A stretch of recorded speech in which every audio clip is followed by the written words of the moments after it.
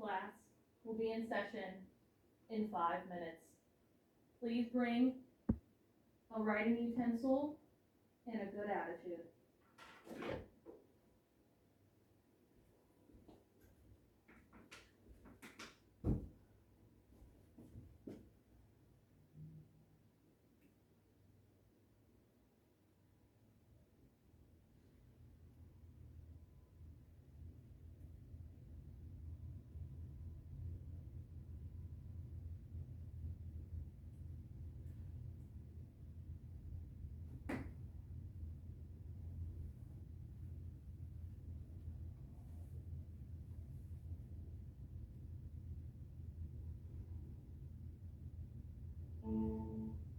The party? I like the party, party. I like the party, party.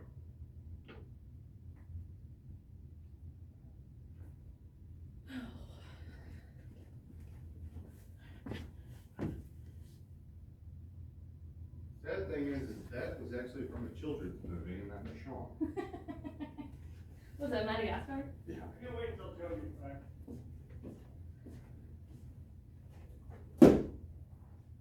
Somebody to take over stupid phone duties. But you do so well at it. It is, well, culture.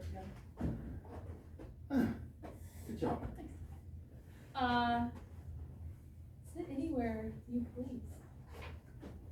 There's not that much room in here. So, we're doing it. I like the party on your video. I hope so. Why do you know Madagascar song? Do you have a pencil? There's one singular pen Okay, we'll right there. You guys can use Pull it up, pull it up, pull it up. all together. Is Moon coming or is he opting in? No, he's coming. He doesn't get to opt out. Where is he? Yeah. I gave him 5 minutes. I mean, alright. Hey, we might have been outside and didn't hear it. Does he ground too? I was just doing it. Yeah. He's- Why is this on backwards? You should fix it right now. Dumb.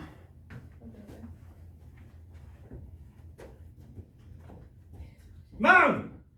Get your ass up here! I can be your button presser if you want. You can point at it, and every time you point, I'll hit the button. There's not many things I need to do up in that area, other than Is your computer still trying to turn on? you're good in that front.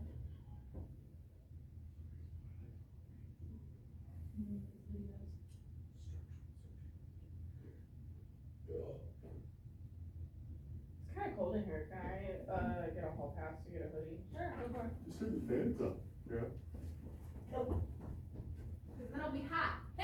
for joining. I don't think the shit works out there if you guys called this over on the intercom. It doesn't.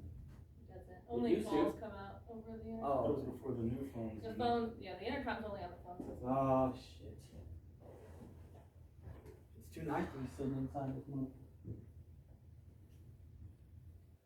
Thanks for Hey, sending look at us this, I can get a my workout glasses. in? Appreciate it. No, you gotta pay attention and sit up in the class. So you can get Sure. credit. There's three of you at least on this team.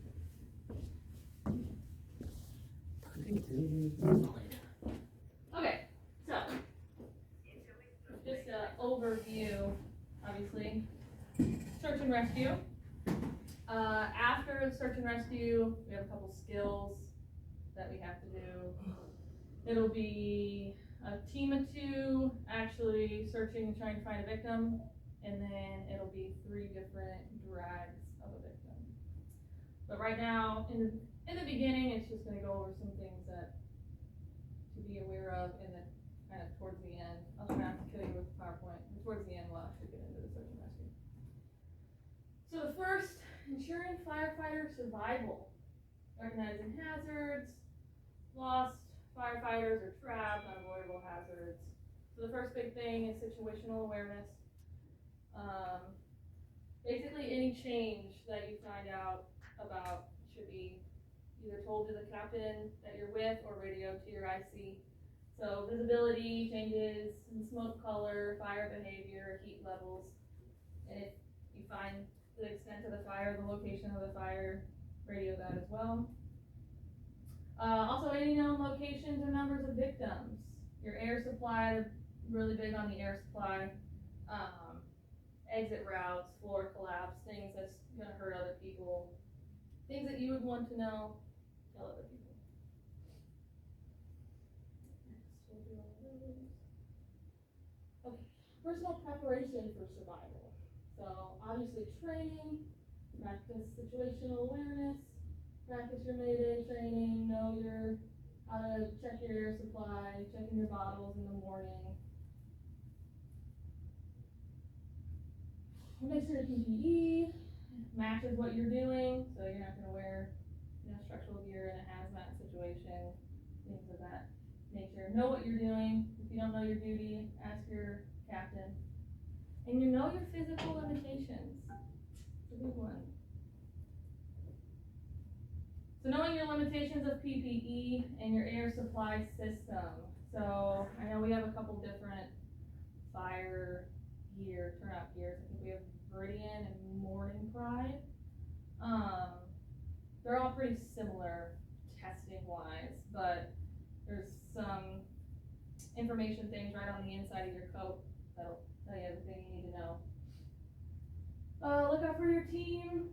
Ask for clarification, ask your captain if you don't know what you're doing. So like PPE has physical limitations, know what you're going into and what you need to wear for that specific thing. Okay, recognize psychological effects, disorientation. I said, Sean got a big old head, I can't see. Oh, there's not a chair right there. Oh, I didn't see that one. Sorry. Yeah, disorientation, fear, claustrophobia, panic, all things that can happen if you can't see. How to overcome those things, remaining calm. It's pretty, control your breathing, situational awareness. Big thing for me that always helped me was knowing where somebody else was at. Makes you a little bit more calm, knowing that you're not lost alone or doing anything alone. If you are in a situation where you can't see, at least talking to somebody at least calms you down a little bit.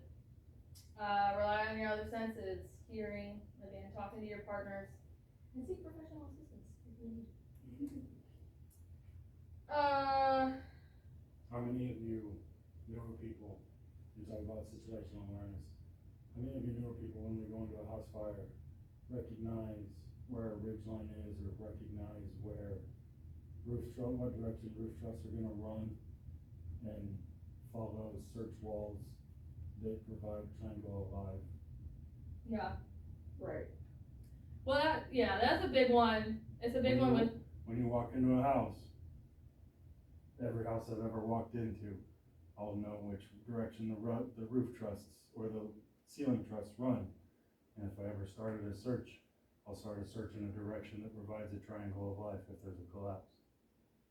Oh, I get what you're saying, okay, yeah. It's a big thing. I mean, I didn't start it until I've been in a few fires, but he's really good at making you know what, instead of just getting on fire and be like, hey, go cut this hole, know why you're cutting the hole, look at the smoke before you're cutting the whole thing. It's all about situational awareness. Know why you're doing it instead of just doing it. So what are 3 actions that firefighters can do to better prepare themselves? Stay calm. Seek professional advice. There you go. Professional Perfect. Alright, those are great. Know where partners are and everything like that. So mayday situations, air emergencies, you're lost, tangled, collapse. So determining tenability. So obviously we're gonna go in a fire, that's, what we do, but if there's evidence of a structural collapse, heat levels, staying in within the range of our PPE, that's another thing of knowing the range of your PPE, knowing what your turnout gear can take. You're not gonna go in there with a thermometer, but you'll know if it's too hot to be in. So your environment can change. Suddenly, fire can spread, loss of structural stability if it gets into the walls. So if any of those things happen, the big thing is tell someone. If you see it, somebody else doesn't see it, tell your captain, radio your command. Identifying safe havens. We tell everybody to close their doors and get in a closet or get under their bed, so if you're going towards that fire, make sure you check those doors even if they're closed. And then again, if you find someone, notify your ex team. Principles of air management. So, pressure gauge check. Really, anytime you do anything, check your air. So, before, after heavy periods of work, moving from one area to another, even when you come out and rest, and usually you come out and rest, you change your bottles, but just before starting that new assignment, make sure you have enough air to go in, and you're not going in for 5 minutes, your vibro alert's going off. Point of no return. Basically, I mean, it's the lowest, if any of your team members' vibro alert goes off, all you guys are going out. But know how much air you use, really. I mean, if you go into enough fires, you know how fast usually you're sucking down the air. And know that if takes you to go in a house, it takes you 10 minutes to get somewhere, it's going to take you 10 minutes to get back out. So make sure you have enough air for that. IDL, what is that? Immediately dangerous to let them know. Yeah. So this is just basically saying, what Sean uses for air and what I use for air, what you use for air, it's all going to be different. So keep checking your cylinder. If you're in an air emergency, stay low to the ground, try to get your face out of the smoke. If it's a malfunction, see if you can fix it. You're going to call a mayday if you can't self-extricate. And, if that RIT team comes, knows how to buddy breathe. Or if you completely lose air, before you completely lose air, if you can't, if something's wrong with the regulator, open that bypass valve. And if not, you're not going to suck the mask to your face. So just take a breath, put your mask back on, take a breath, put your mask back on, so you're getting as little smoke as possible.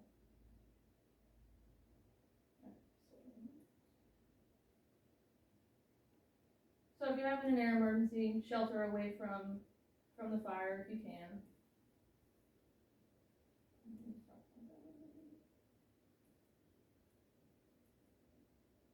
Alright, sheltering in place. You're going to call your mayday, you're going to remain calm. Just try to get away from the fire, try to get away from the hazard, is basically all it's saying.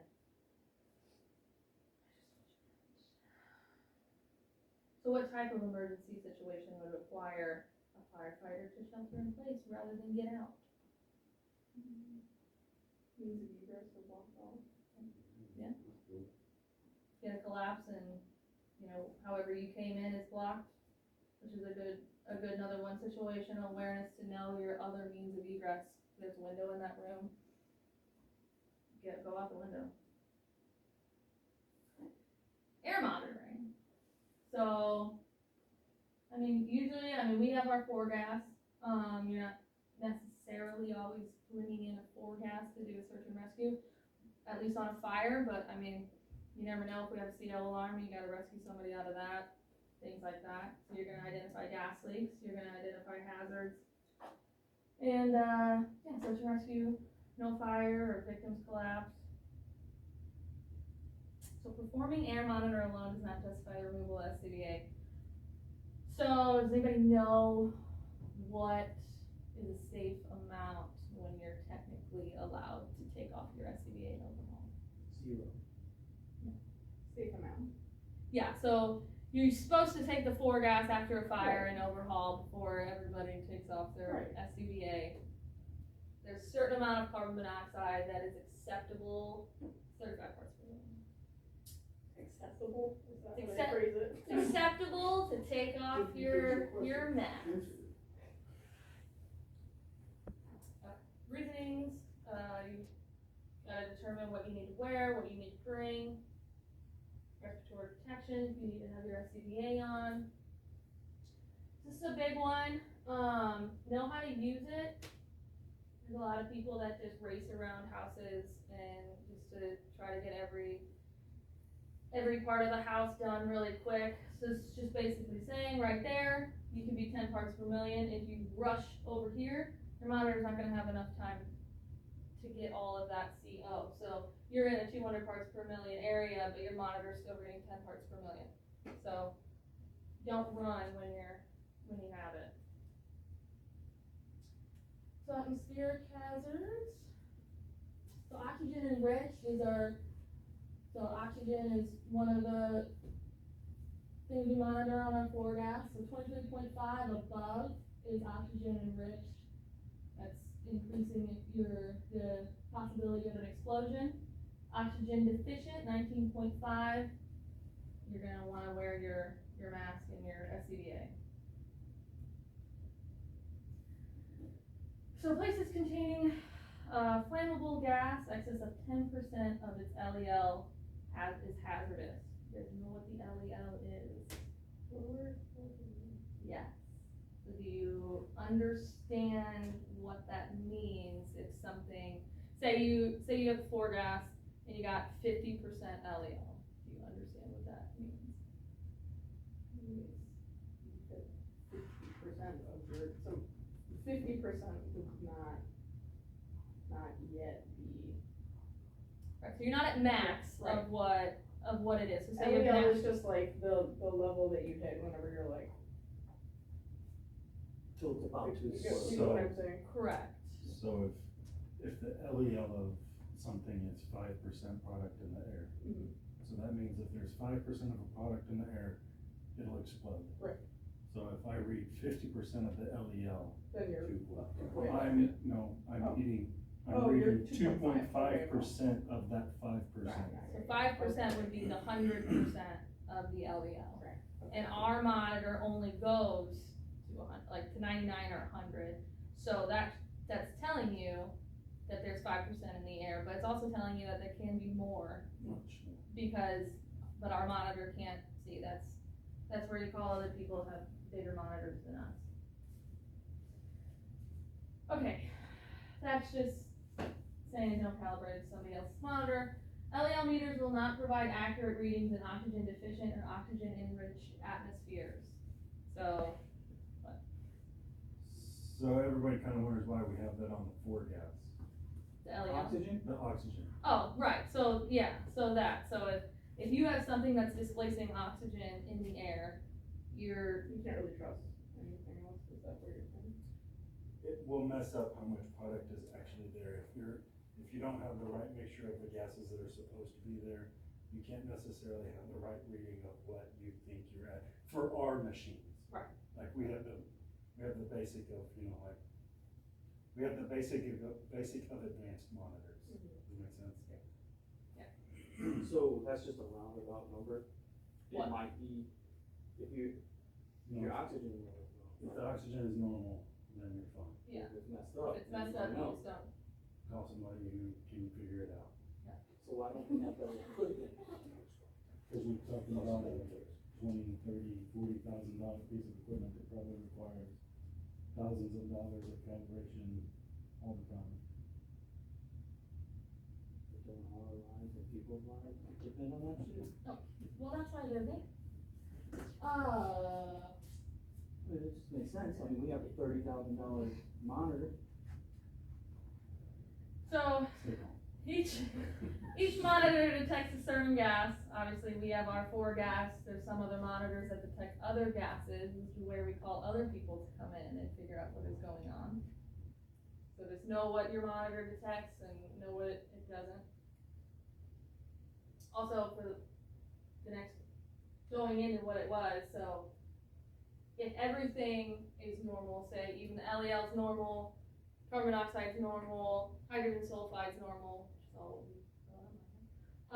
but the oxygen is decreased. It means there's a different gas in the air that's displacing that oxygen, but it's just not one that our monitor reads, so. So just saying, just calibrate your floor gas. I mean, we do it every day for truck checks, make sure nothing's wrong with it, it calibrates at 0, all zeros, nothing's going off. And before you turn it on, before you go into that environment, whether it's a fire or CO alarm, make sure you turn it on outside. Don't turn it on in the area that you're checking. So just safety, I mean, just, if it's broke, remove it. Radio anything that you have to your IC or your captain, they can radio it. Potential damages, corrosive gases, corrosive liquids, Being dropped or being struck. dropped or struck. Joe isn't here for me to point that one out for him, but Oh, why is fiber? Yeah. It doesn't make that rattle noise anymore. We should be. always wear your PPE, always work with a buddy, and pay attention to those confined spaces, where vapors and gases can settle. So things that will, if you find something that's, you know, represents something, it's, you move everybody out that isn't necessary to be in there, you monitor it, you adjust your PPE to whatever you need, and then you evacuate the civilians. Everybody's safe and well. Alright. So, training and knowledge for structural searches. We're gonna go over all of those things. Search preparation. Know who you report to. You're obviously gonna report to your captain. Captain's gonna report to your IC, but it's still always good to know who your IC is. This is all things that you should do at the beginning of your shift. Make sure your radio is working. Make sure your SCBA works and has full bottle. You know, set off your pass alarm in the morning. Make sure your pass alarm works. Know your duties. If you don't, ask your captain. Be aware of those alternate means of egress. If the way you came in suddenly gets blocked. Building floor plans are good. We do those from time to time. And have all the tools and equipment you need. So if you're the first in and you're going to find someone, probably, you know, could benefit from having your forcible entry tools. Things like that. Just know what you're doing.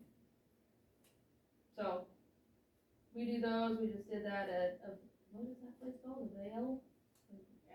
Avenir. So we just walked through that. This next one's gonna be the same thing. Touring buildings under construction. Just kind of let you know how it is. Observe structures in your area. Tools and equipment. Again, know what you're gonna need. Flashlights, radio, your hose line. The captain's probably gonna have the tick. We have those ticks on our pack periodically whenever they show back up. Your forcible entry tools, lines if it's a wide area search, thermal imagers, So again, usually, I mean, the captain's gonna have it, but if you have that little one on there, it's good for, you know, fighting the seat of the fire or finding victims. A big thing on it is it cannot see through water, glass, or reflective surfaces.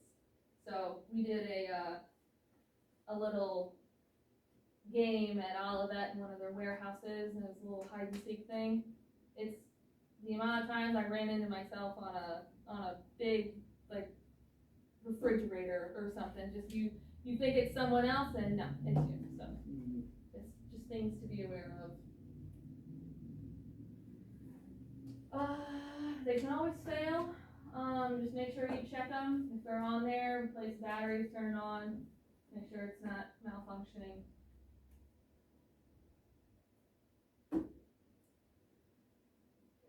What could you do to prepare for search and rescue operations? Practice foreplay. Okay. Public instruction. Anybody know a tool to bring? Flashlight. Again. Search safety guidelines. Do not enter a structure when survivors are not likely to be found. That's a controversial subject. Depends on who's out there and if they want you to go in there or not. Close doors to create protected areas. So, you know, you search a room, nobody's in there, you know, no fires present in there. Make sure you shut the door before you come back out, or even when you force the front door, force it, shut it, put on all your stuff, then go.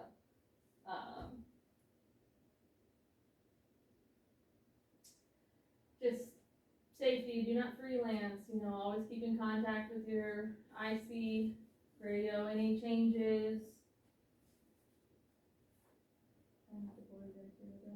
Wear your full PPE, work in teams 2 or more.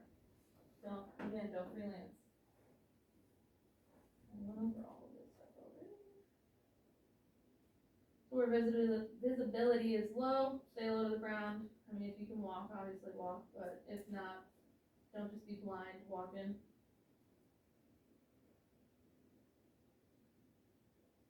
Again, just report everything you see, basically the biggest thing. So their marking systems, when you enter, you can do 1 slash, when you exit, you do the 2nd slash. So if you have a marker, or if you just gotta, you know, whatever you have, just do whatever you can to know that you've already searched that room, or whoever's searching after you knows that you did search that room. So, I mean, markings, if you want, you can put the date and time, if you found anybody, hazards, who searched. So primary search, it's a rapid search, fast but thorough, and it's either before or during fire suppression. So before would be, you roll up on scene and you see people hanging out windows and, you know, things like that. So check known or likely victim locations, so bedrooms, closets, underneath the bed, things like that. Again, just report everything. Secondary search is more thorough, slowly, you're overlooking everything the primary search did, so just in case they missed anything, and keep investigating. What's the difference? Okay, so search method, left-handed search pattern, obviously, you guys know what that is, it's just left-handed. So, same with right-handed. So searching methods, you're gonna start as close to the fire as you can, and you're gonna work your way back, because that's where the biggest life threat is closer to that hazard. So if you have 2 teams, you can obviously break apart. One team's gonna search the other side, one team's gonna search that side. One search team, you're just gonna go down the same hallway, come back the other side.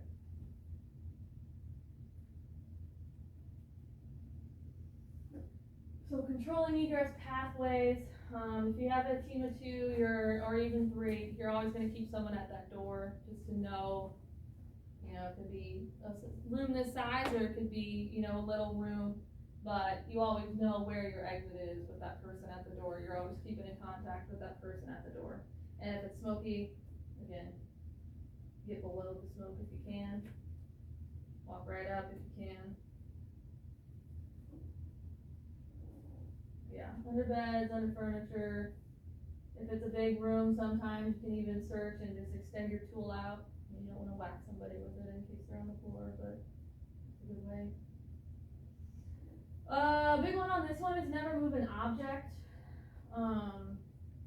If you get lost or disoriented, say you're doing a left-handed search and you run into a chair, say you get lost and disoriented, you find that chair and you kind of re-know where you are. Instead of moving that chair into the middle, then you remember hitting that chair on the wall and it gets you all messed up.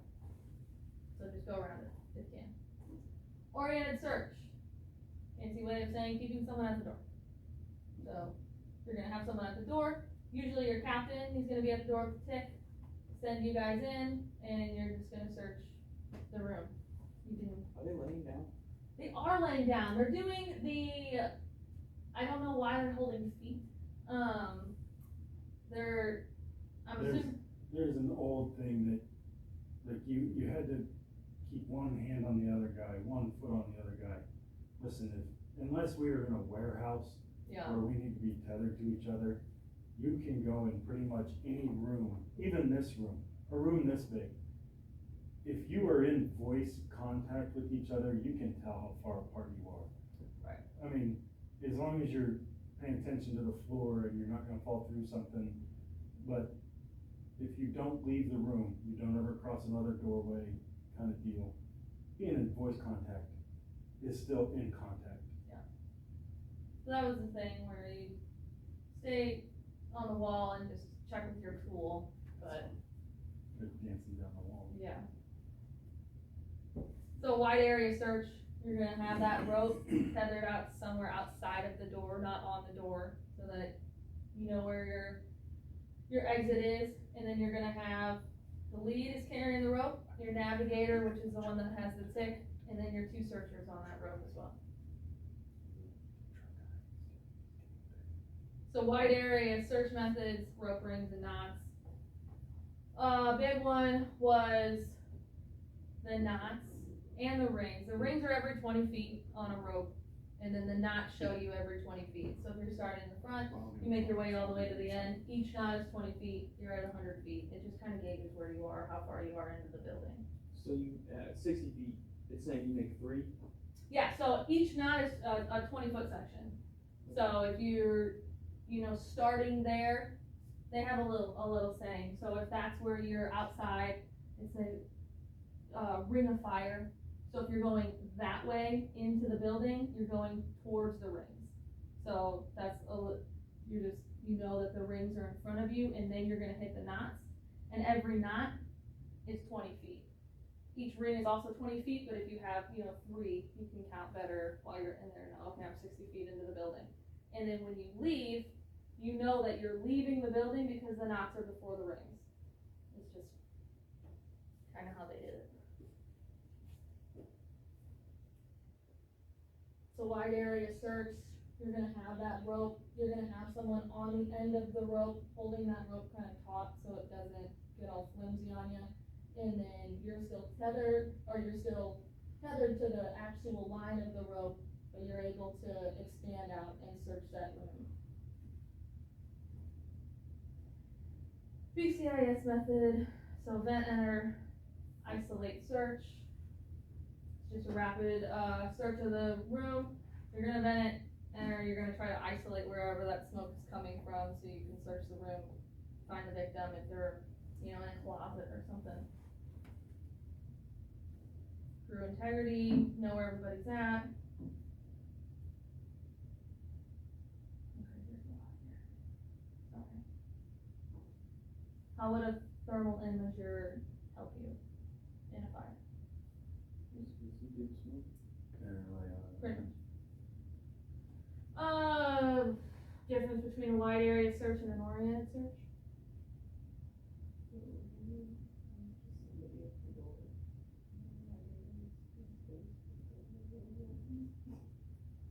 Okay, we just went over BCIS. So, I gotta go do something with Joe real quick. I'll be on the seat. Me? If you guys had some, Are you coming back up here?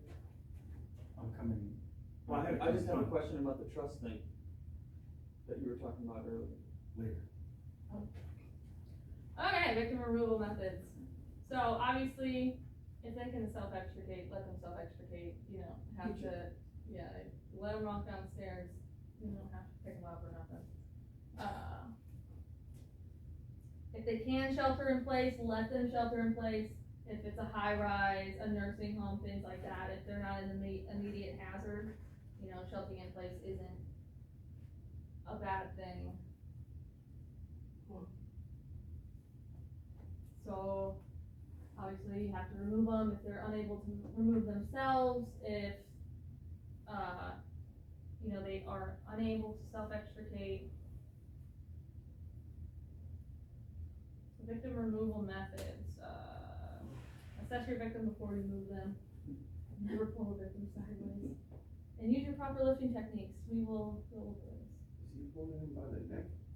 I think he had. I think he's doing C-spine right now. I think he's assessing his No, victim. the old C-spine pull. Yeah. This way and this way? Yeah. Chiropractic methods. Okay, so victim removal techniques. You have the main one, your incline drag, your one person, your two person, extremity lift, carry, webbing drag, if it's a child, just pick them up. Well, you could be carried like that. You know, I wouldn't mind it. The three that we're going to do and gonna go over is those top three. So it's gonna be an incline drag, extremity lift and carry, so two people, and then a webbing drag. Any questions? Alright, awesome. Thanks for coming back. So I need two. Unfortunately, you gotta be fully dressed in PPE. So full turnout gear, SCBA. Yeah, sorry. Are we going downstairs for this, or we can? Yeah. Oh, yeah. We can probably go downstairs. It's probably easier since all of our stuff is down there. Yeah, in the bay. I do have masks for. Karate? I can't pause it. I do have masks for people who. Oh, I just said mats. No, just the. Oh, wait, hold on. We gotta take our test. Oh! Pause. Come back. Do we need video of the testing? It's probably. 2627, difficulty breathing. Peace 7344, out, suckers. Pershing Avenue. Unit 1E. Cross Street is Purdue Avenue. 2627. Okay. Respond on North Main. You did a great job. Thanks. Well, I guess we'll just have to set it up and we can do it. All three of us. And I can instruct it while we do it. If you guys, we can take the test once they come back. Okay. So if you want to, I guess we'll just go downstairs, get our PPE. Oh, so one of those needs to be dummy, the other two. Yeah. Hey, just pause your video. I said I can't pause it. Can't pause it? It says not to pause it. Is it still It on? says raw footage. Okay. Fuck. No, Also on video. also on video. That's okay. They're adults, I think. I mean, I can just instruct it, I guess, while being a part of it. No, just pause it real quick. Just pause it. It's recording now. Started a new one. Was there one that was when it was down there? Oh, okay. Put them actually together. Oh. Yeah, you can put it in the editor. You're good. Do we have pins? I have a pen.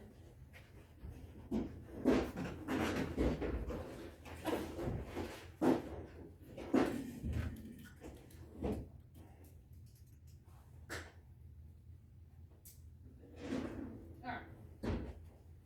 We can do these together.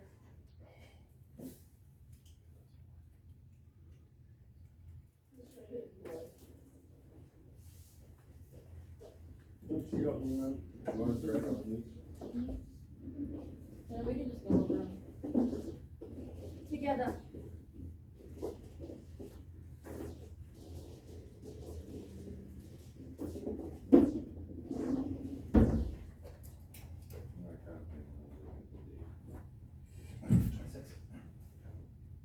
you guys wanna do it on your own and then go over, or you wanna just do it all together? We can go over your own house. What do you want us to do? Whatever your heart's desire. Let's go over it all together. Okay, you guys ready? Yep. Alright, number 1, which condition specific to search and rescue operations should be communicated to crew members and or your supervisor? One direction, what? D? Known locations of victims or occupants. Whoa. Number 2, panic, claustrophobia, and disorientation are effects of. Being a thief. No. What did he say? Being a bitch. It is B though, is it not? It is B, yes. It is? Number 3, which situation would require a firefighter to call a mayday?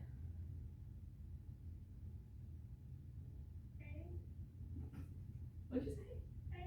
A? Correct. A.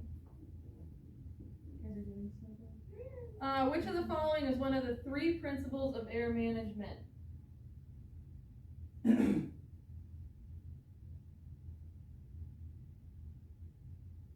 See? A. A is correct. Which type of tools and equipment do search and rescue personnel carry? D. Correct. Mm-hmm. If a fire is encountered in a room during search and rescue operations, rescuers should.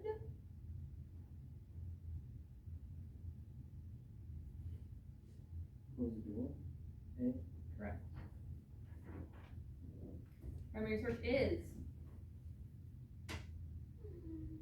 D. Correct. Where should you start the search on the fire floor? As close to the fire as possible. D. Correct. In which location would sheltering in place be used instead of evacuation? A. Correct. And which type of carry or drag is commonly used for children but is not practical for unconscious adults? Second. Correct. You guys did amazing. Proud of you. Okay, downstairs. Do you want us to put our names on it or? Yes, please. Yeah, she has to turn it on. I didn't know if you wanted her to put this on or we're just supposed to put it. For me. Just for the call. Yeah, I'm gonna bring it downstairs. Looks like like Yeah, 6, that's but that's a 4.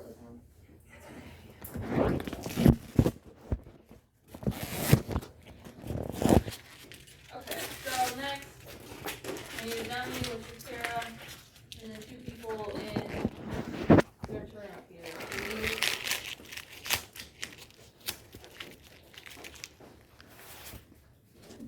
Who else is, No. Hey, Alexa, Yes. you want me in like, what? Just- Alexa. Just like this? Yep. Ah, cool. You're not gonna make me put on my gear, don't you? You're throwing me around. I think dummies are heavier.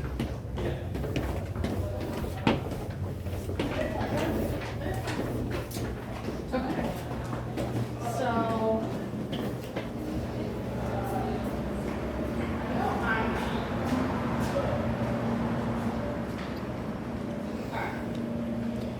So when they're getting dressed, Josh, will you walk with me so I can know? We're gonna start here, door closed. Guess they're gonna come through this hallway. Close this door so they can search this room. And then I'm going to have our dummy lying in this room.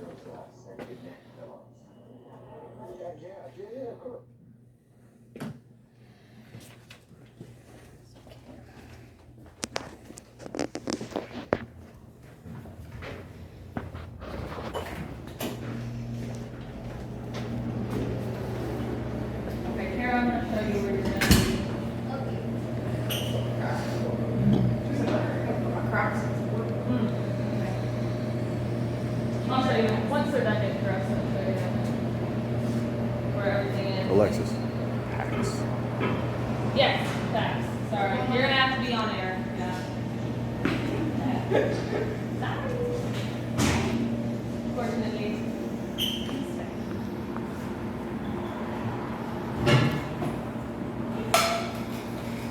And then so then we need fees as well. You guys are gonna have to use blackout masks. You don't have to have a mask.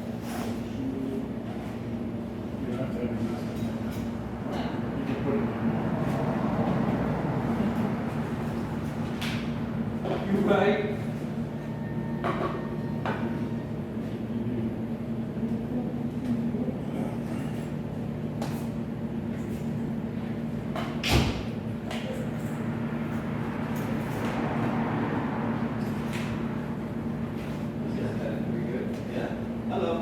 Oh, hi. What's going on? Oh, you guys are here just in time.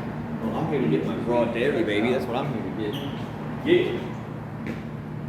You guys larping? You larping, baby. actually. They're gonna. Yeah.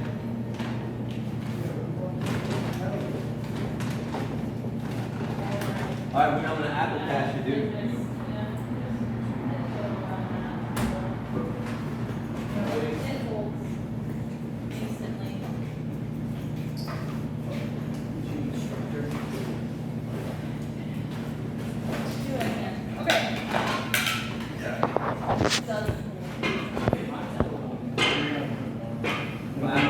How much was the fee? Get out. She's in class. They're recording. Okay. See you guys.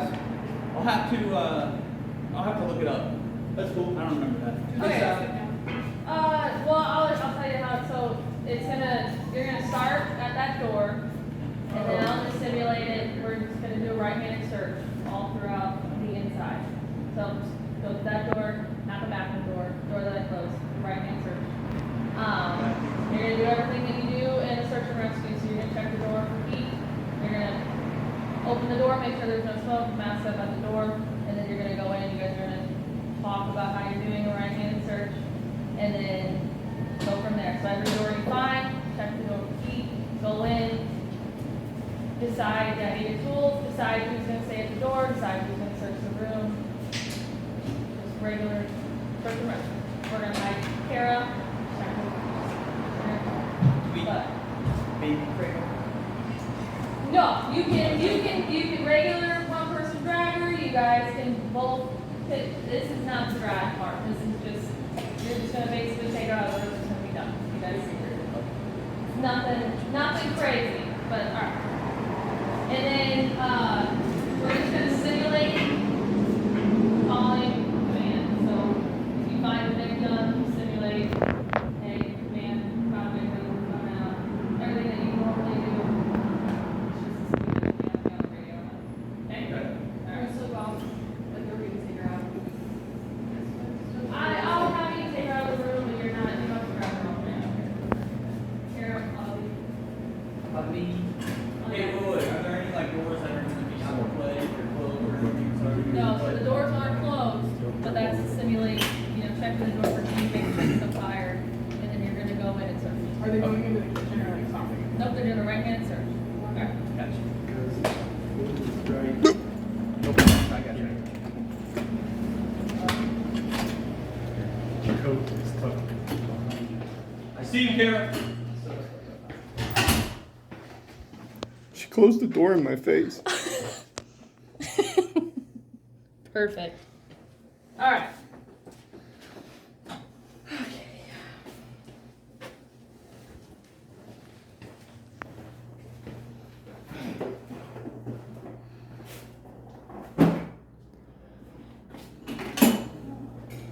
Yeah, this one doesn't like snap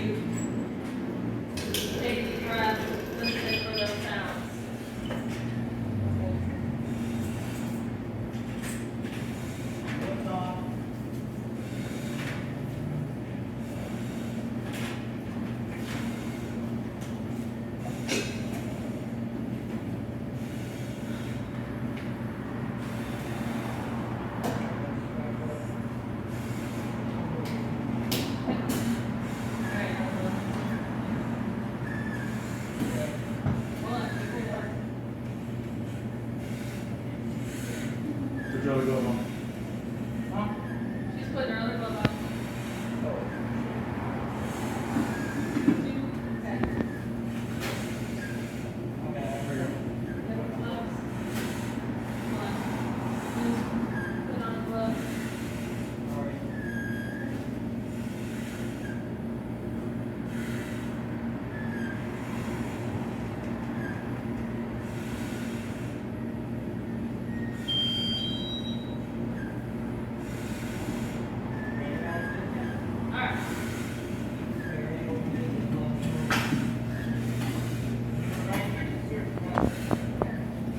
On your knees. Yeah, can you see? Alright, get on your knees in.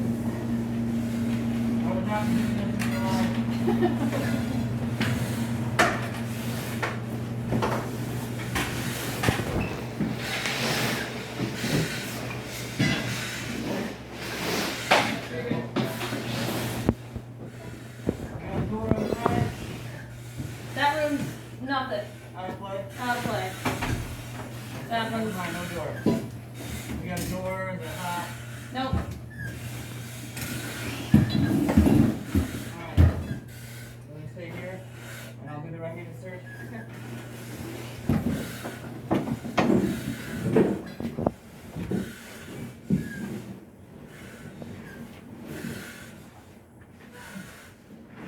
So what else can you do, Moon? Call out for victims. Hey, anybody in here? Yep. Hello? Fire department.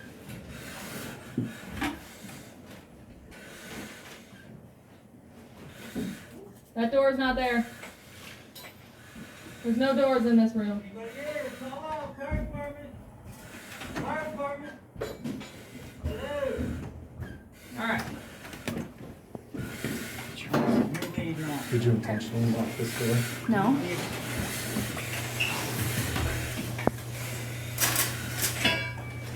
Hang on, 2 seconds. Alright. Okay. Go Go ahead. ahead. Door. Yep, that's the door. Where's the one? Don't forget to call out.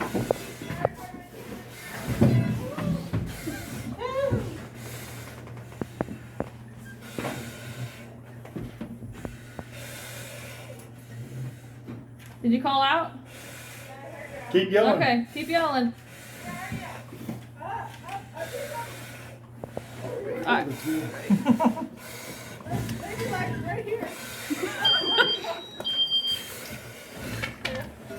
Alright. So you found her, what do you do now? Radio the IC. Okay. Alright. So, Moon, Yes? so we're gonna bring her out, right? Okay. Alright. You want me to go in there and bring her out? You guys can help, but Madison, do you think you can move her on her own, or do you need your partner's help? Okay. All right.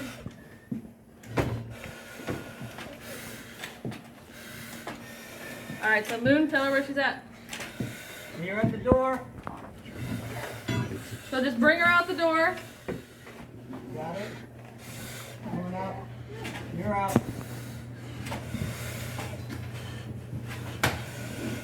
All right. That's good. Yay. Are we done? You saved her. Yep. I didn't know there was a fire. I was just taking a nap on the floor. We're just taking in half. All right. You can take the. Woohoo! Okay. Did we Good pass? job, guys. You did great.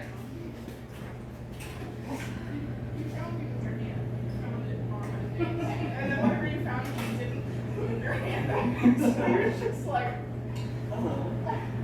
Okay.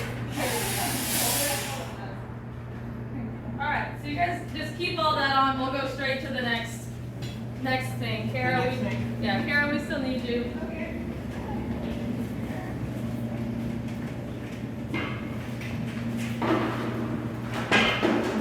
Okay. So next are the drags that you guys can We do. need to be on air for those two. You need your FCA on it. So we don't need to be on air? That's fine. Okay. I'll just ask. So I will demonstrate the first one, Carolina. That's not yet. So the first one is just a regular incline drag, right? So we've all, just like any lift assist, any. So you locate the victim, they're on the ground. You're gonna pick them up, right hand under. You're gonna grab their left wrist, other hand, other leg. Stand them up, just like that. All right? Whoever wants to go first.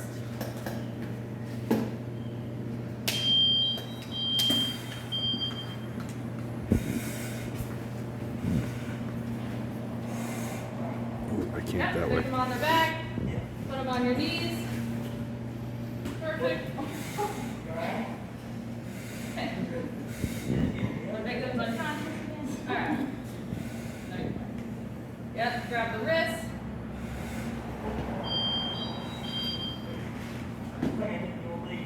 Perfect. Even, right, you're good. That's, no, right. 100 pounds. Okay. Go on the back. Put it on your knees.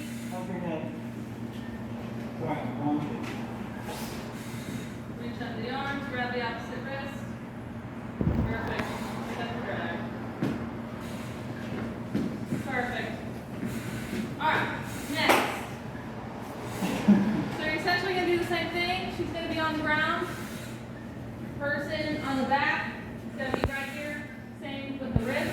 Other person, you're basically essentially going to be between your legs. Pick up the legs right in between your knees. And then you both are going to pick up and you're going to walk with each other. Two-person carry.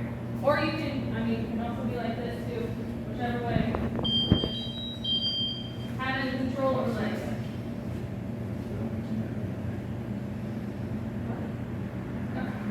Alright, so you both can do that at the same time. You want to bring it back.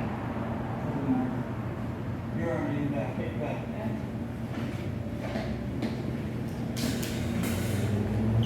Remember, your legs, have your back, all the good stuff. Watch your body. Yeah, Kara, walk your head.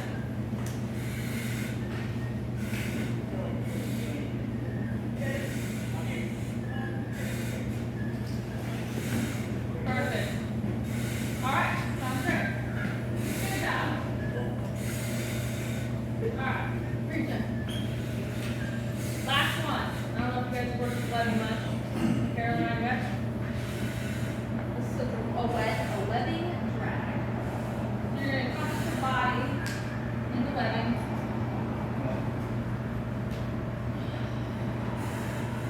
Just like so. This is for like an unconscious. Yep, this is unconscious. You know, this works for one person drag. If you can't, for whatever reason, it works really good for like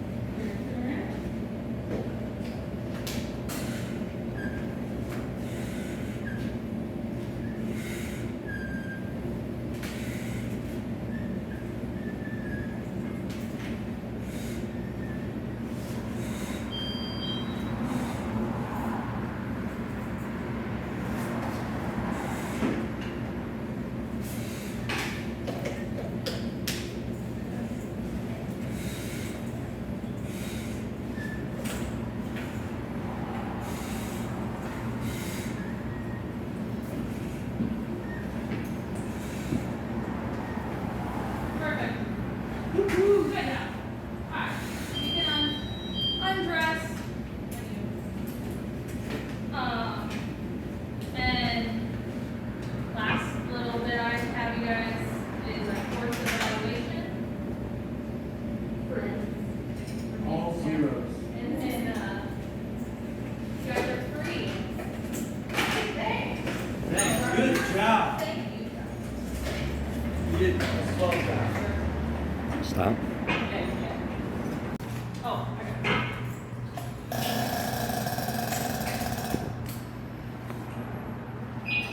Okay. So next, evolution. It's gonna be a down firefighter.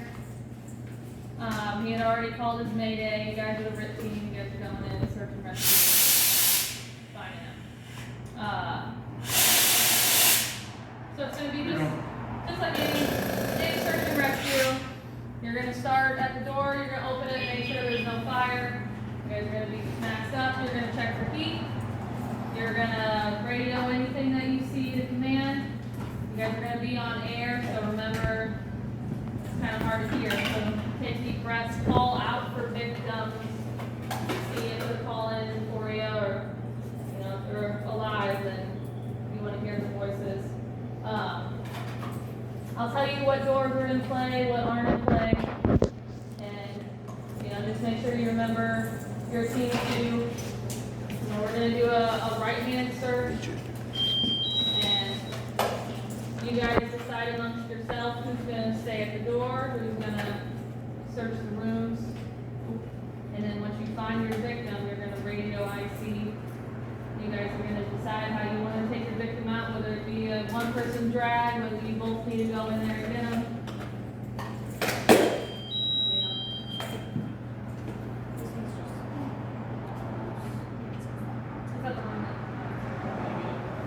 Put it on.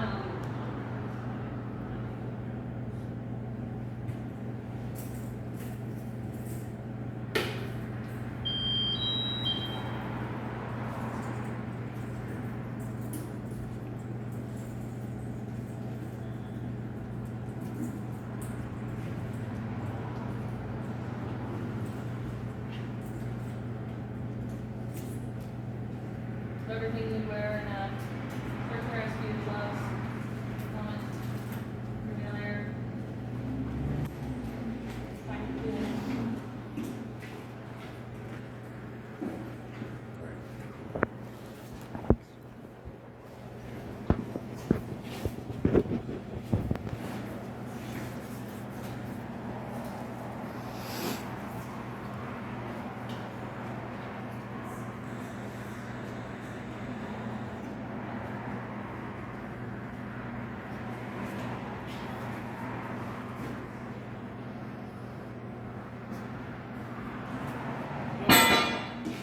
Mindful of it.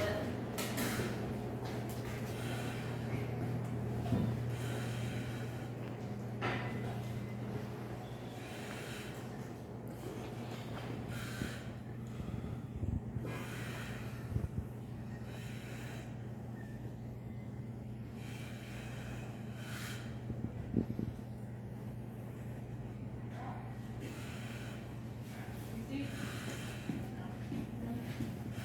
Okay. Whenever you guys are ready. Alright, you ready, Alex, for, alright, truck 13, come here. Okay, go ahead. Alright, truck 13, red team's making entry inside of the building, we're gonna do a right search, first floor, down firefighter. That's clear.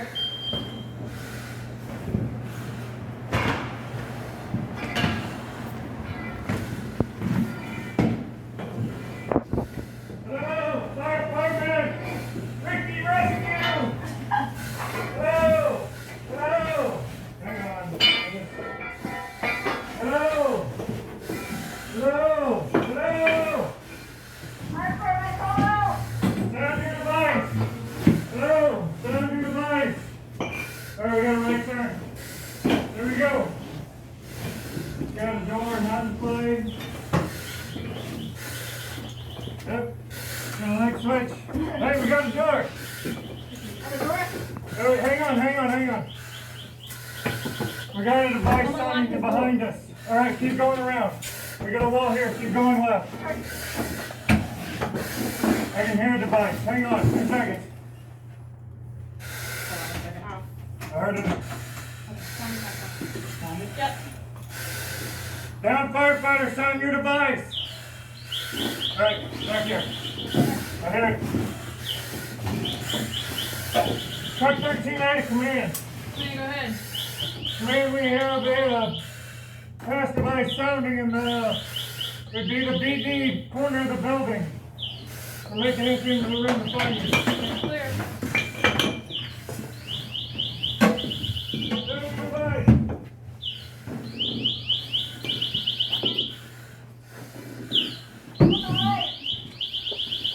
Right over here. Turn your flashlight on.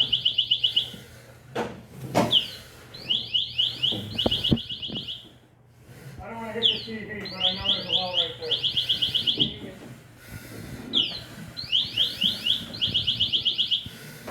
Nope. I got a glow. I got a glow.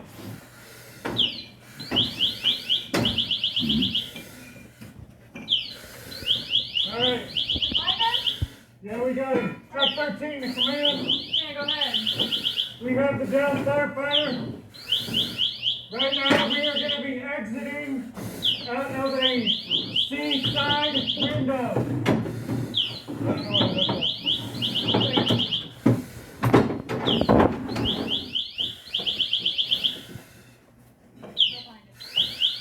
How do you want to take him out? I want to take him out this window behind us. Up. Out the window? Yep. All right. Our fastest egress is out this window. All right, come across, grab his legs. Yep. Hang on, let me grab his shoulder. All right, I got this corner. Grab his legs. On the count of 3, we're gonna go to you. All right. 1, 2, 3. Okay, let me get behind you.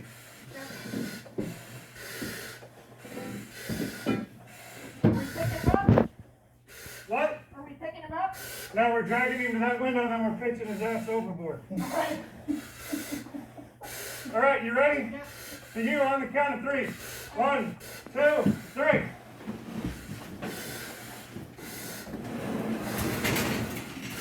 All right, you ready? Watch that, get the grip. You good? All right, we're good. 1, we're gonna go towards the window. You ready? Yep. 1, 2, 3. All right. I got the window. Okay. We smashed the window. We have crews on the other side on the seaside window. Where all we got to do is lift him up and over. Yep. We're going to turn him around, put feet towards the window. Okay. Ready? Yep, you ready to spinning? All right. 2627. 6 All right. 1330. All right, we got him out the window. All right. Street is Sounds great. Hey! Good job. 2627. Respond on North Main. Thanks, guys, for saving my life. Thanks, Sarah. Yeah. Thanks, guys. Yeah. Appreciate ya.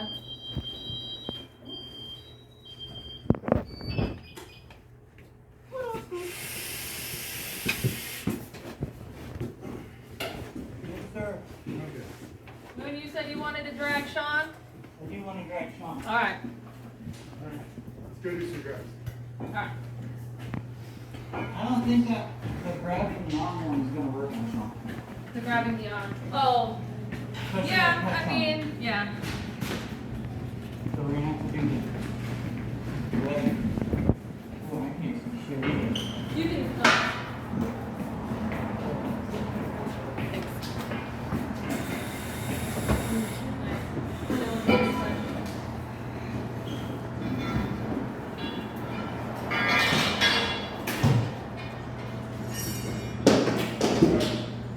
Can you do that? Yeah. What's going Well, on? you just like your, Going on the back? yeah. What do you mean?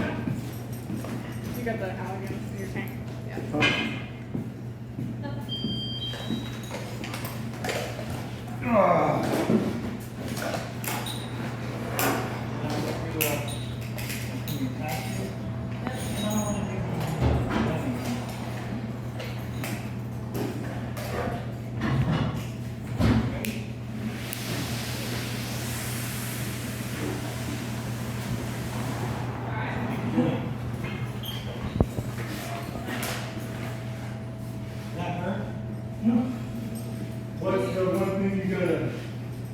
if you were really gonna drag me a long way and it wasn't on really smooth concrete, before we do that.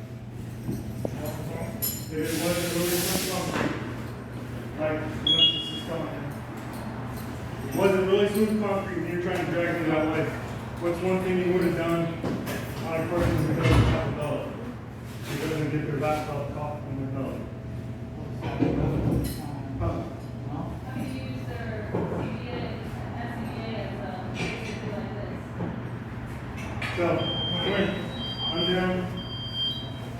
I'm down. Undo my lap belt. Loosen it up before you undo it. Loosen it all in. There, you know where everything's at. Grab my right shoulder. Nope. Grab my right shoulder, put me over my bottom. There you go. Okay. Now, undo the other one. Now undo the left one. Where do you turn my legs? Yep, underneath. One underneath, one in front.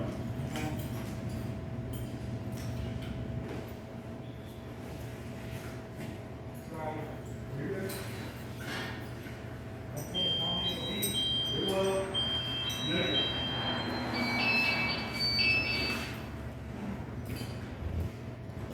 Okay. Now, there's a normal person who will slide out of it. They can drag me across furniture, carpet, floors. Okay, now turn.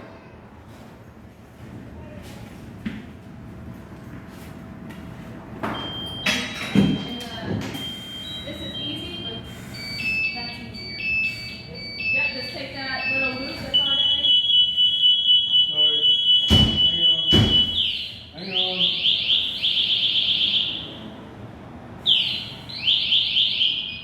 Alright. Yep.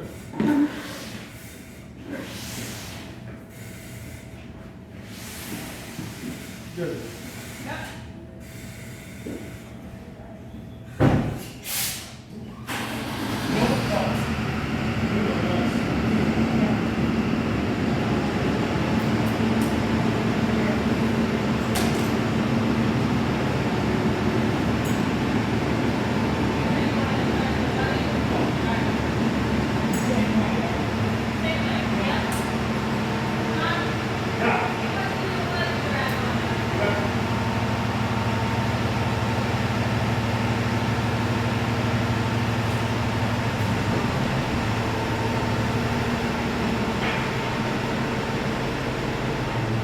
Next one, I want to see how tough I am afterwards. It's a modified.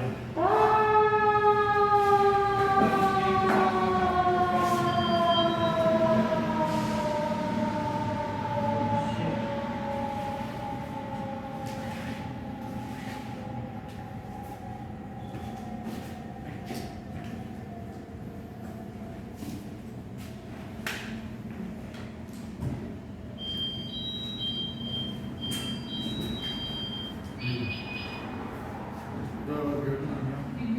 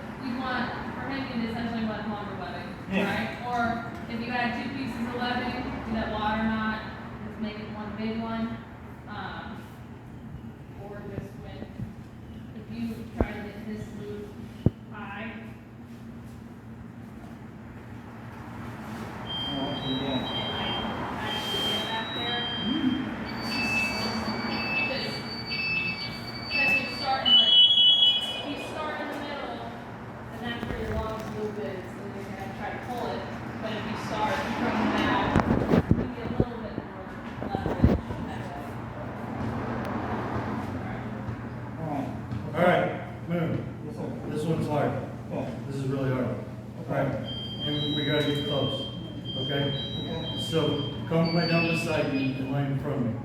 But loosen this shoulder strap. Alright, you're gonna put your right arm, you're gonna try to crawl. You're gonna put this arm, your left arm, your left arm. You're gonna try and put it through here, right? And then you're gonna roll. You're gonna roll to your right or to your left. So keep rolling towards the left. And try and get that arm in there, all the way to the shoulder. And then try and roll me on your back.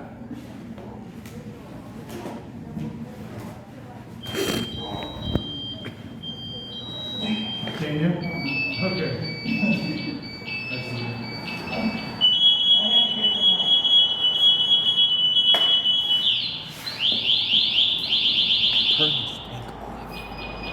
Turn his tank off.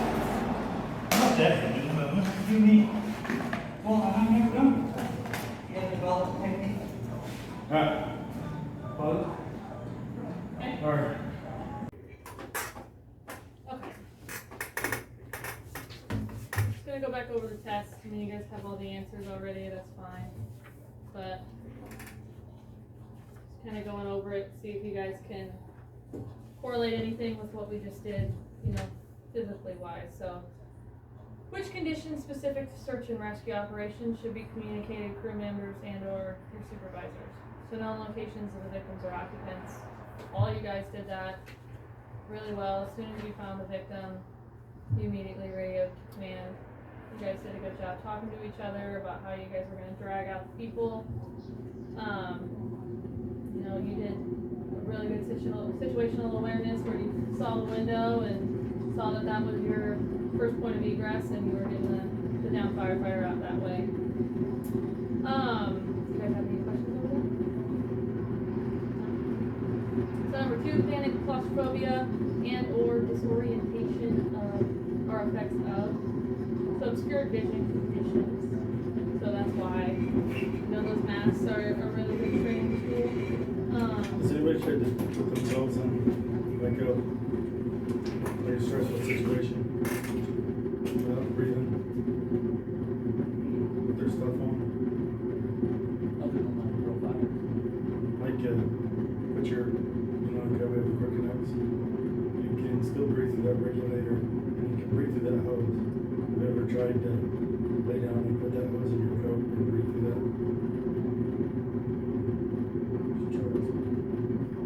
And then try it in the dark.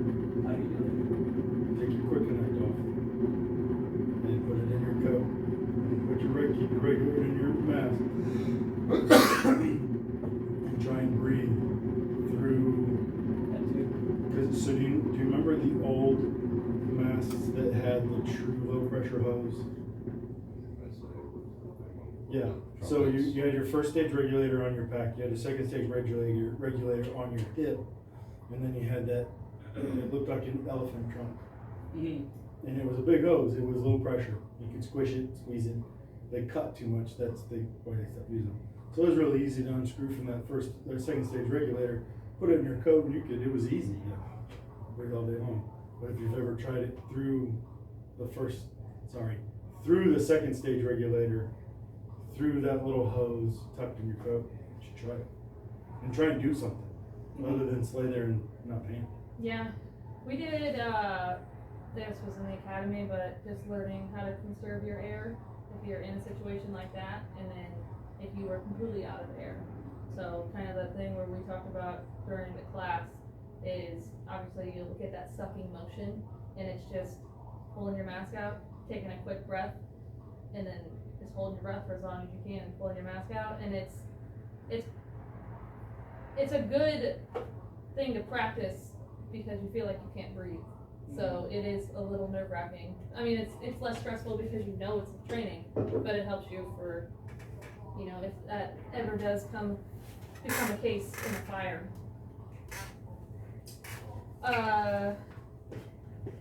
So which situation would require a firefighter to call a mayday, an SCBA malfunction? So it's kind of the things that we were talking about, and even in one of the situations, I simulated that you did, and then, you know, you set your pass device off, you did everything good in that one. I know you've had to call a mayday I didn't before. have to call a mayday. Somebody called a mayday. Somebody called a mayday. He was already getting me out. I don't Is think, that what you fell through before? yes. And that's where your SCBA, not very well, I wouldn't stay down very long, but it can work underwater for a brief minute. Because I was up to my chest or my waist in the water. And when you fell, I guess you were totally submerged? Nope, got lucky. My pike pole stuck between the floor joists, and so when I fell, I fell, you know, kind of crooked, and then it stood me back up. Oh, wow. Which of the following is one of the 3 principles of air management? This is know your point of no return.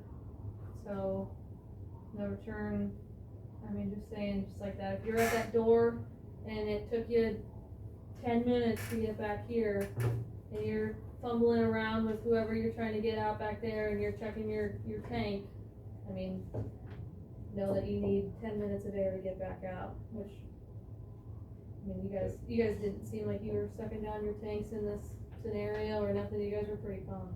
I don't know. I still got a phone line. What types of tools and equipment do search and rescue personnel carry? Thermal imagers and forcible entry tools, which, I mean, you had your Halligan, I think Kara had an axe,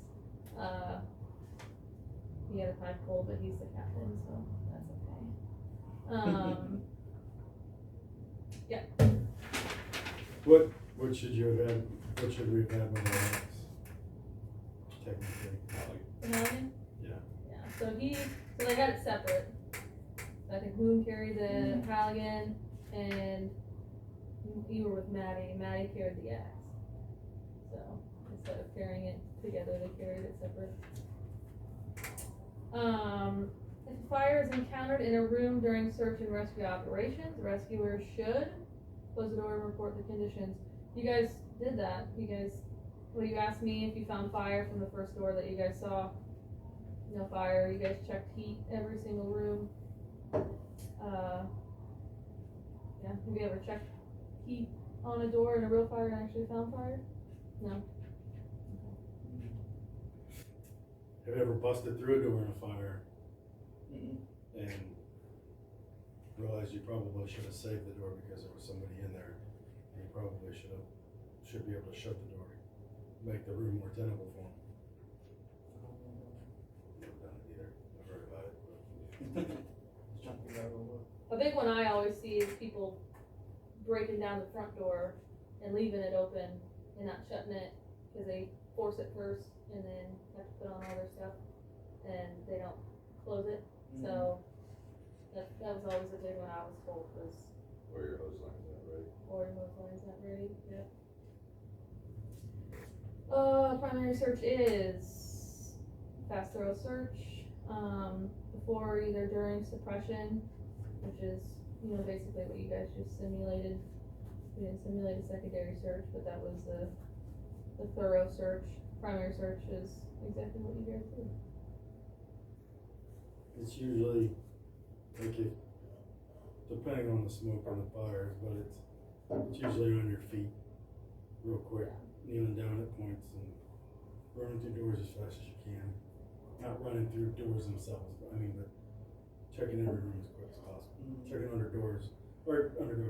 checking under beds and closets, behind things real quick, First, you start the search on the fire floor, as close to the fire as possible, which is what we would have done if we had a fire. We didn't have fire anyway. But, yeah. Where if it was a multi-story building, where would the primary be? Primary search? Yeah. Above. Well, primary, so it'd be on the 5th floor, Right. then a high rise, you know, from the apartment buildings closest to out from the thing, then the primary on the floor above, and primary on the highest floor. In case smoke, because I've been in high-rise fires where you had lapping, because all the windows match. They're all on the same spot in the same floor the whole way up.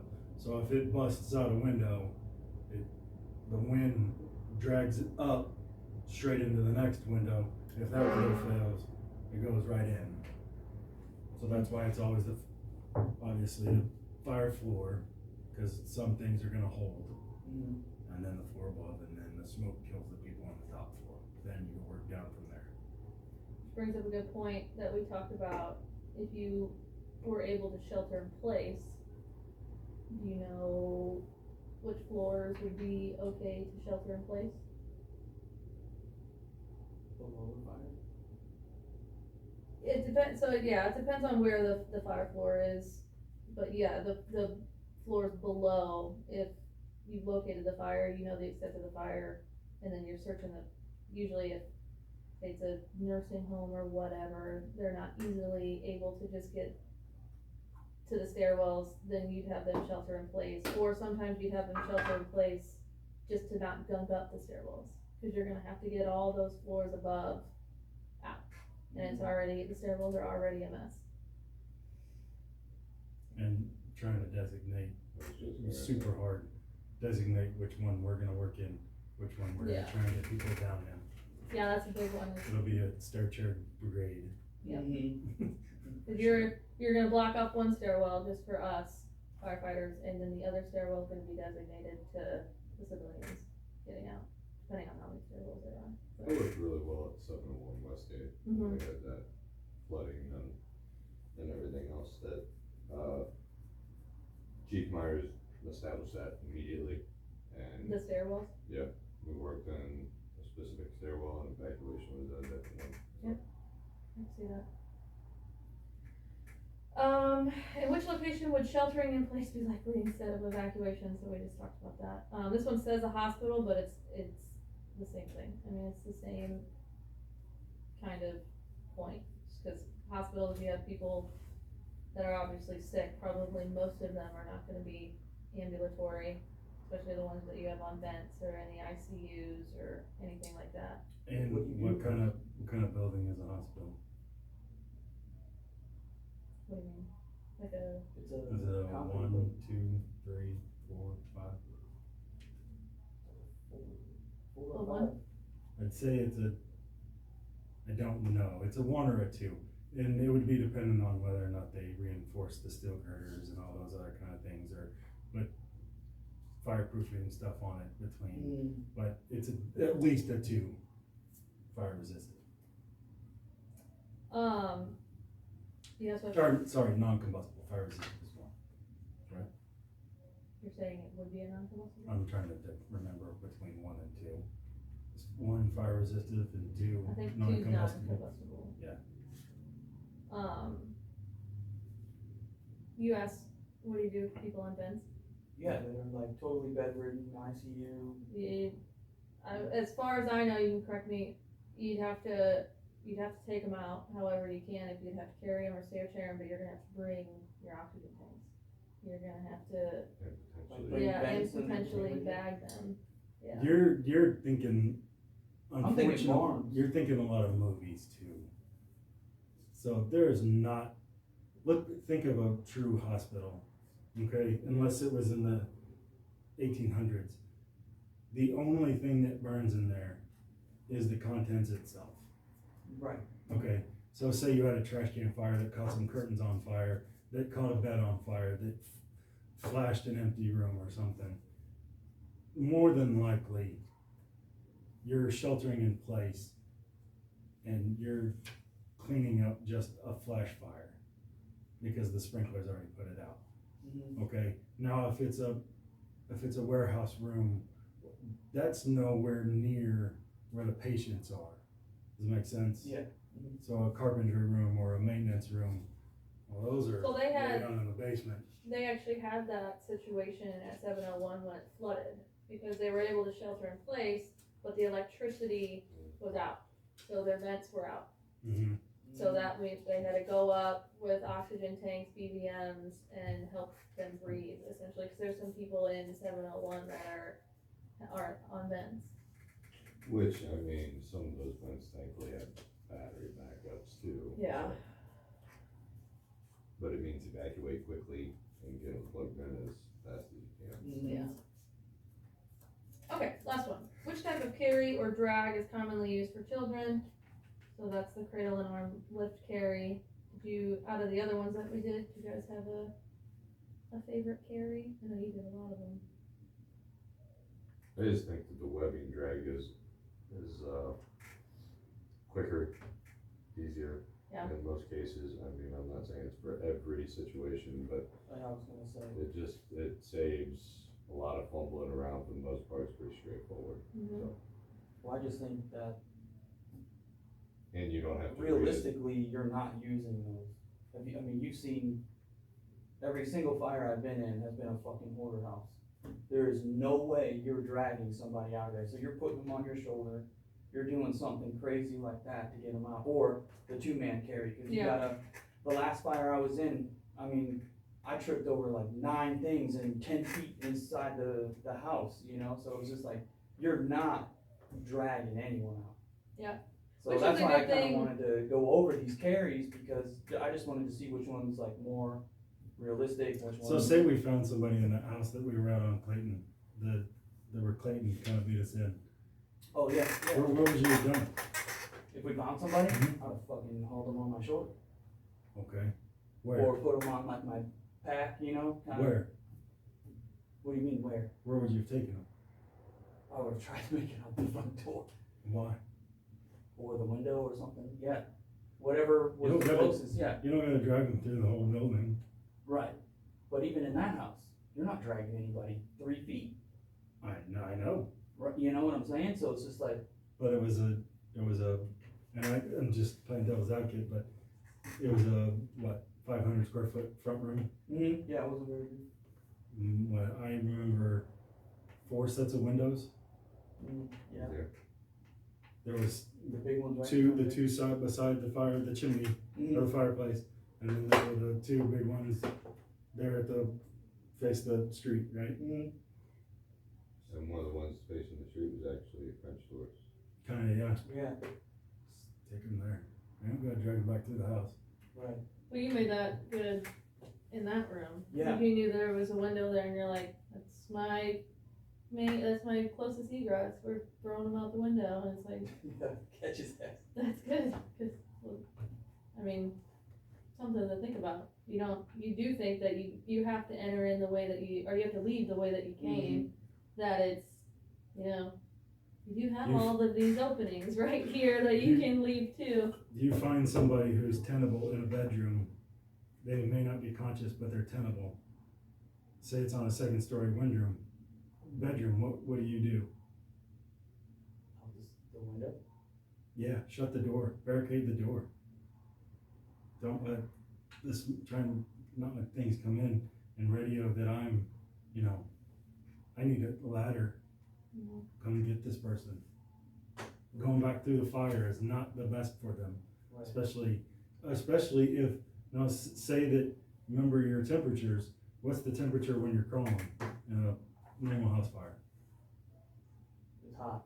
200-300 degrees. What's the Lower. temperature when you stand up? Higher. Was it 80? 8 to 12? And then carbon monoxide lights off at what? I thought it was 11 or 1700. Can't remember. Yeah, So don't stand up.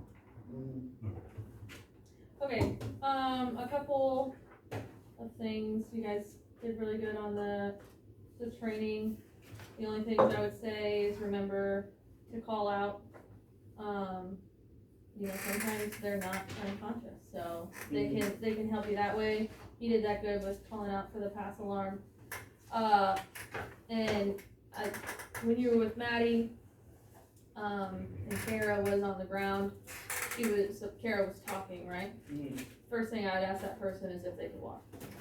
You know, they're down, they can't get out, but you don't know if it's because their legs are broken, you don't know if it's just because they didn't know where to go. And you could lead them out somewhere. So make sure that, you know, you guys don't have to drag that person. Don't tire your guys' self out, you know, just assist them out of the building. If her leg was broken or something, then yeah, you know, you gotta help her. But all great. I have a course evaluation form. Please say whatever your heart desires. Well, not whatever.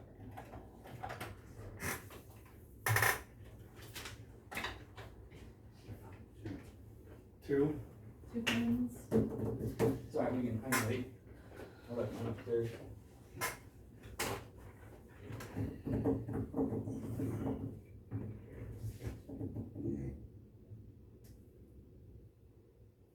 You want your name, right? Your name, and then I'm the instructor. Were you asking a silly question? Your name?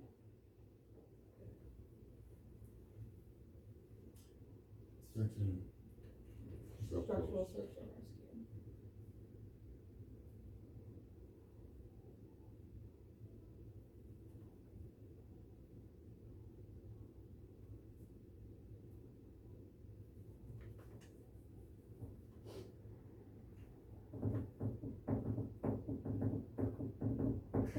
Or I guess you guys don't actually have to put your name on that.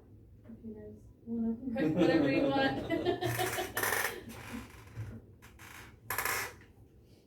Okay, you can be honest, I can take it. Peace out.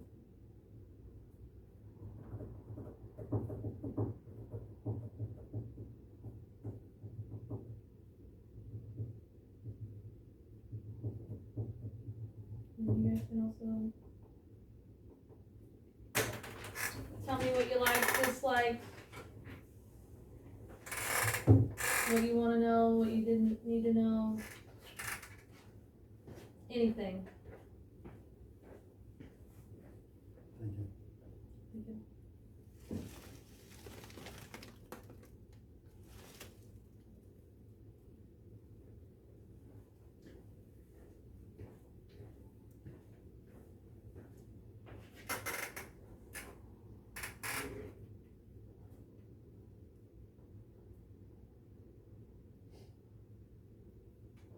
Put 2 on.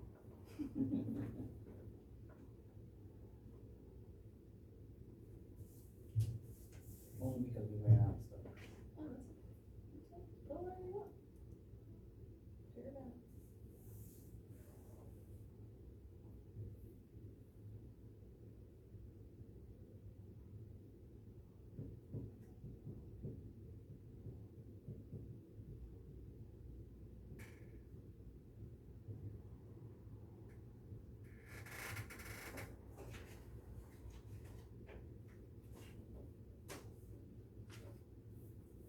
Yeah, that's my So, have any comments, questions, concerns, answers,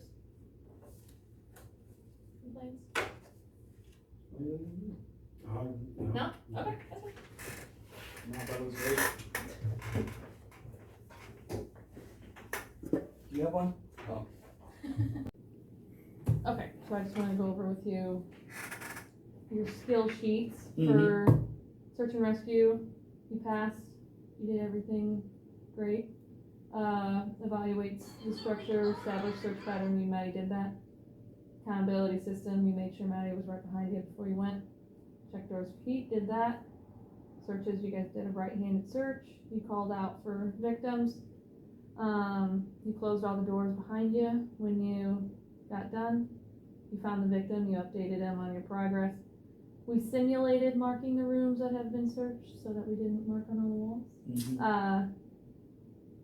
You knew your air supply, you located the victim, and you got her out, so. And then Maddie called for, to let the IC know, and you asked her if she needed any assistance getting her out, so good. You did great on the incline drag, 2-person extremity carry, and the webbing drag. You also did a little bit extra, so good job. Do you have any questions? No, All right. Thank you. thank you. I probably would. All right. On your skill sheets, you passed everything. Just wanted to go over with you. The incline drag, you did great. 2-person extremity carry, webbing, everything. You were the dummy for a little bit of it. Did magnificent. For the search and rescue, you did really good. Evaluate the structure, search pattern. You guys decided to do right-handed search. Initiate accountability system. You make sure the partner was right behind you. You guys checked the door for heat before entering the rooms. You, search pattern. You did the right-handed search. You both called out a ton of times, which was great. You controlled all the doors. You closed the doors again after you were done searching. You told the IC that you were in progress. You were trying to find the victim. We simulated you marked the rooms so that you didn't mark about all the walls and doors. You knew your air supply. You located the victim, and you did really good not dragging them all the way back out the door and finding the window and deciding that that was your closest point of egress. And then you told the IC and you gave an accountability report. So Sweet. you did awesome. Awesome. This yours? Pause or stop? Stop. Oh, thanks. Okay, so you don't put your name on that since it's a evaluation.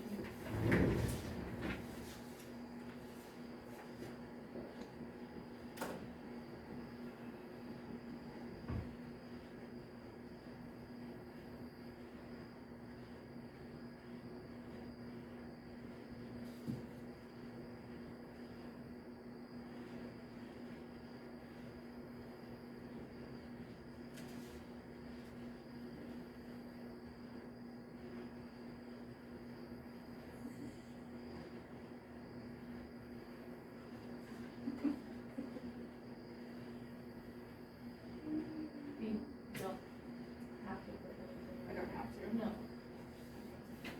Alright, there you go. So, you were the dummy for the hose drives. Appreciate you. How You did did I great. do? You did great. Thank you. As far as the search and rescue, you did good. You guys established your search pattern. You knew where each other were. You checked the door for heat. You did basically everything. You called out a lot for the victims, which was really good. We voiced that we did the doors, and then we shut them afterwards, and then we voiced that we would mark them, but we would just mark them in real life, but we don't want to mark up all the doors. Yeah. You guys did good on immediately notifying the IC, and then you guys, I told Sean too, you guys did really good with throwing them out that window. So it's better to do the immediate egress instead of, we were talking about that, you guys were on a call, but everybody thinks that you have to go out the same door that you came in. So like, but if it's right there, you don't have to come all the way back over there, especially if it's a life threat. Yeah, cool. But any questions, any concerns, any comments? Immediately, man. Alright, appreciate Did your we get the gear on? your It's working. participation. Yeah, this is great. Thanks. Alright, so I'm gonna fill this out. You don't have to put your name on it. You don't have to put any comments. If you don't have any comments, or if you do, go for it.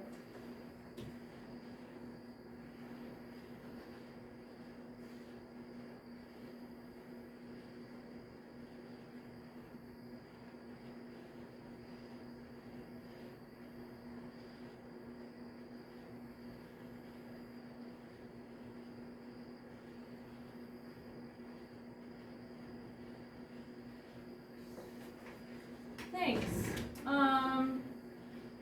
You did everything good. You did the drags just fine. I don't even think I had to tell you how to do them.